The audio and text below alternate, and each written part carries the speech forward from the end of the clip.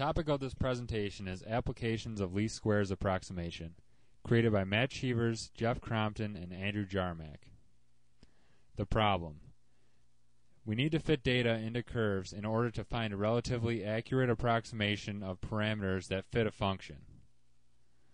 The method of least squares mainly came out of the field of astronomy. Scientists and mathematicians use this method to provide solutions to challenges of navigating the Earth's oceans during the age of exploration. By understanding the behavior of celestial bodies, they were able to allow ships to sail in open seas where before sailors had relied on land sightings to determine the positions of their ships. Least squares data fitting. We start with functions called regressors or basis functions and some data points. M is typically greater than n, which is the degree of the polynomial. We want to find coefficients of x that allow the sum of the regressors to equal our data or measurements, i.e. the linear combination of functions that fit the data. We want to choose coefficients to minimize the total square fitting error. This can also be written in matrix notation as ax minus g squared, where the terms in A are the linear combinations. Least squares fit is given by x equaling matrix A transpose times matrix A, all inverted times the transpose of matrix A times G. Then we are left with a corresponding least squares fit function. Just to reiterate, we want to minimize the sum of the square residuals in order to come up with the best fit possible. The residual is defined as the difference between the actual points and the regression line, which is defined as r for a specific I is equal to y minus the function f of x. M is defined as the number of pairs of data, and obviously the model function is f of x. We can choose n different parameters for f of x so the approximated function can best fit the data set. Here's just kind of an example of how this method works. R3 equals y3 minus f of x3, and the sum of the square of each red line's length is what we want to minimize. Thus, r1 squared plus r2 squared plus r3 squared plus r4 squared plus r5 squared. There are two types of least square methods. They are linear and nonlinear. The linear least square method assumes that the data follows a straight line. Linear least square method defines the best fit function as a function that minimizes the following. It simply takes a point in space, subtracts a linear equation, and squares the answer. The advantage of linear least squares are, if we assume that the errors have a normal probability distribution, then minimizing S gives us the best approximation of A and B, and we can easily use calculus to determine the approximated value of A and B. To minimize S, we must satisfy the following. The partial derivative must be 0 or close to 0. Taking the partial derivatives, we obtain the following. We then have a system with two equations and two unknowns A and B. We can now put them into a matrix form and solve for A and B. The partial derivatives first need to be put into the y equals ax plus b form, and this can be seen below. We can now put the equations into matrix form and solve for A and B.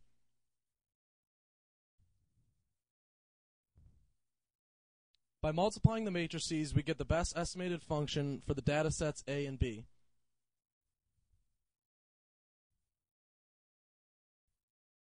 For nonlinear least squares, we first need to consider a set of data points and a curve model function. We must minimize the sum of the residual error with the following equation. This again takes a point in space, subtracts a nonlinear equation, and squares the answer. The minimal value occurs when the gradient is equivalent to 0. We must first choose initial values for the parameters because there is no closed form solution for a nonlinear system. Beta must be approximated, and the equation below is used in that approximation. The variable k is the iteration number, and the delta beta is the shift vector. Now we can use our first order Taylor series expansion to solve for the final equation.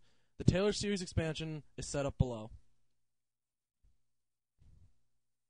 The Jacobian J is a function of constants along with the independent variable and parameters, so it changes for each iteration. The residuals are as follows.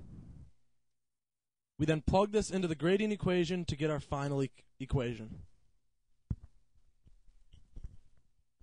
For our project on applications of least squares approximations, two great examples were found that demonstrate how the method can be applied. For the first example, the linear least squares method previously covered in the project will be utilized. In the example, a set of data points are given in a table. The data points represent the relationship between a certain group of fishermen and the amount of fish in thousands of pounds that they can catch in a given day.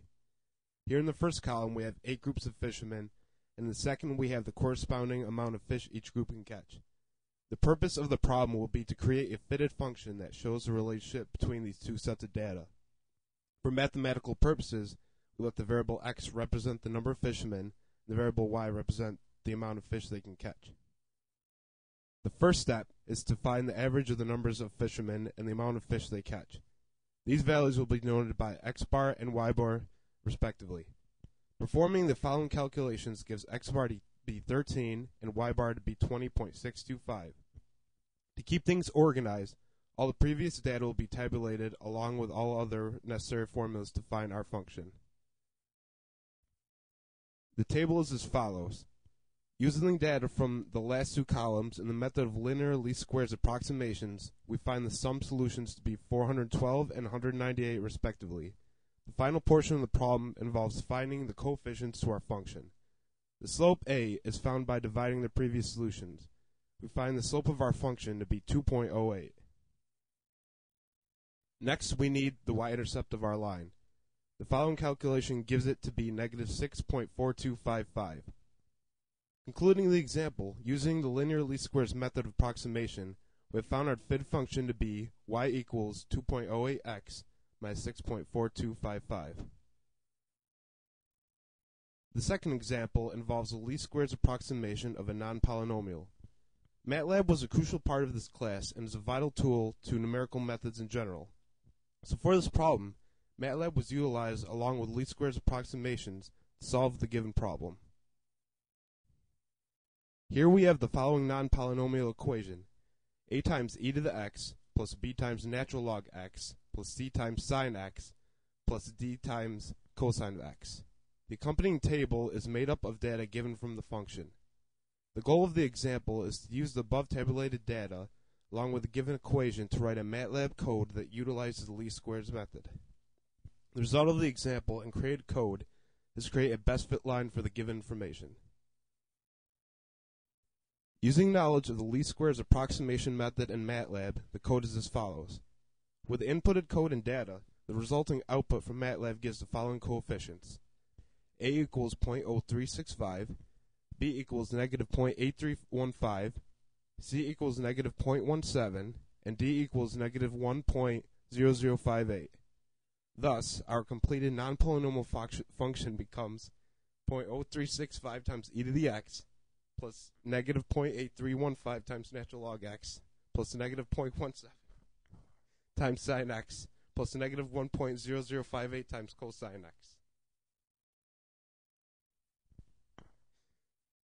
The output from MATLAB also provides a graph which includes data points and a best fit curve to these points. The blue points represent the data and the recurring green points form the fitted line of the function. The output graph is as follows. The end. Are there any questions?